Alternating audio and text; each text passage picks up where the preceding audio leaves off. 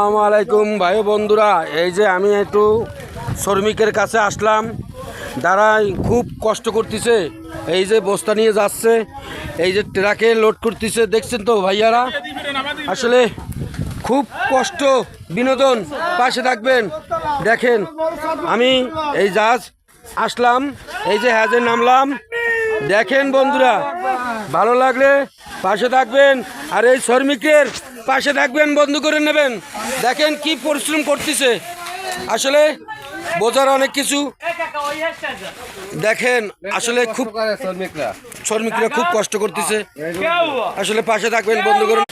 দেখেন 1000 থেকে আসছি আর 1000 নামছি, খুব গভীর, তাই একটু ভিডিও করতেছি। দেখেন বন্ধুরা, আসলে খুব খারাপ লাগতেছে, আসলে মাথায় বস্তা করে উঠে খুব কষ্ট লাগতেছে। এই যে হ্যাজের ভিতরে মাথায় বস্তা করে নিয়ে যাচ্ছে, ট্রাকে লোড করতেছে, আসলে আমাদের দেখতে খুব খারাপ লাগতেছে। শ্রমিকের পাশে আপনারা সবাই দাঁড়াবেন। দেখেন এই যে আমার এক ভাই খুব পরিশ্রম করতেছে, শ্রম দিচ্ছে, সেই শ্রমের টাকা পাচ্ছে না, তবুও পাশে মানুষ থাকে, তবু কেন?